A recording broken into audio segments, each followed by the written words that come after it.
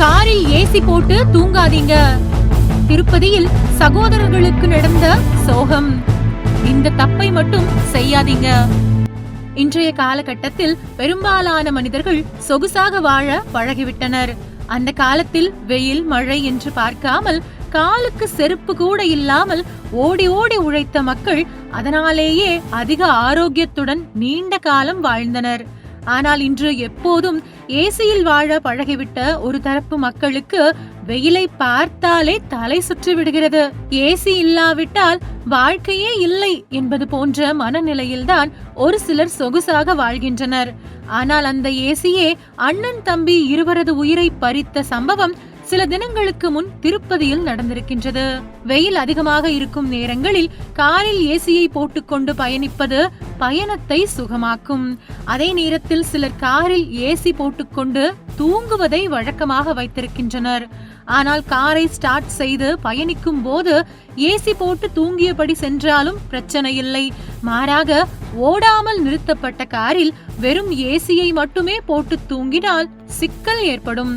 அதுதான் இப்பொழுது அண்ணன் தம்பி இருவரது உயிரை பறித்த சம்பவம் திருப்பதியில் நடந்திருக்கின்றது. எப்போதுமே காரில் ஏசி போட்டு தூங்குவது ஆபத்துதான் என்கின்றனர் அனுபவம் வாய்ந்த டிரைவர்கள். ஏனெனில் காரை நிறுத்திவிட்டு ஏசி இயங்கும் போது தூங்கினால் அந்த ஏசியிலிருந்து வெளியாகும் கார்பன் மோனாக்சைடு விஷம் காரணமாக மூச்சு திணறல் ஏற்பட்டு உயிரிழக்கும் வாய்ப்புள்ளது.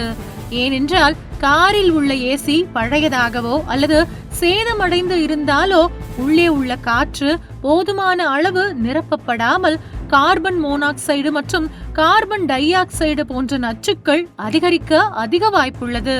காரில் வெறும் இன்ஜின் மட்டுமே இயங்கும் போது அதிலிருந்து வெளியேறும் கார்பன் மோனாக்சைடு காரின் ஃபயர் வால் வழியாக உள்ளே நுழைய வாய்ப்பு அதிகமாக இருக்கிறது. இந்த விஷவாயு மூச்சு திணறலை ஏற்படுத்தி உயிரிழப்புக்கு வழிவகுக்கும் என்று கார் நிபுணர்கள் கூறுகின்றனர். இது போன்ற அசம்பாவித சம்பவங்களை தடுக்க காருக்குள் ஏசியை போட்டு தூங்க நினைத்தால் காரின் கண்ணாடியை சற்று கீழே இறக்கிவிட்ட நிலையில் வைத்து உறங்க வேண்டும். இப்படி கண்ணாடி இறக்கி வைப்பதால் வெளிக்காற்று உள்ளே வந்து செல்லும் வகையில் இருந்தால் நச்சு பாதிப்பு குறையும் என்கிறார்கள். மேலும் நிறுத்தப்பட்ட காரில் உள்ள ஏசியை பயன்படுத்தும் போது ரீசர்க்குலேஷன் மோடில் வைப்பதை தவிர்க்கலாம் என்றும் அவர்கள் கூறுகின்றனர். திருப்பதி மாவட்டத்தைச் சேர்ந்த திலீப் 25 வயது, வினய் 20 வயது. இவர்கள் அண்ணன் தம்பிகள். இதில் திலீப் கேஸ் சிலிண்டர் விநியோகம் செய்யும் தொழில் செய்திருக்கிறார். வினய் திருமலை திருப்பதி தேவஸ்தானத்தில் ஒப்பந்த ஊழியராக வேலை செய்து வருகிறார். இருவருக்கும் மது அருந்தும் பழக்கம் இருந்தது. இருவரும் திருச்சானூர் அருகே உள்ள காலவக்கட்டா அருகே உள்ள பகுதிக்கு காரில் சென்றனர். அங்கு காரில் ஏசி போட்டபடி மதுபானம் அருந்தினர். பின்னர் அவர்கள் காரிலேயே மது போதையில் தூங்கிவிட்டனர். அதே நேரம் மது அருந்துவது மற்றவர்களுக்கு தெரியக்கூடாது என்பதற்காக காரை துணியை போர்த்தி மறைத்துள்ளனர். ஒரு கட்டத்தில் ஏசி வேலை செய்யாததால் இருவரும் காருக்குள்ளேயே மூச்சு திணறி இறந்துவிட்டனர்.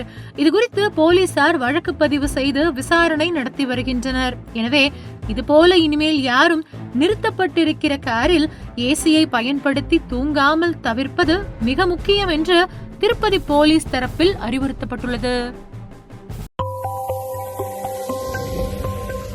உங்கள் தின சேவல்.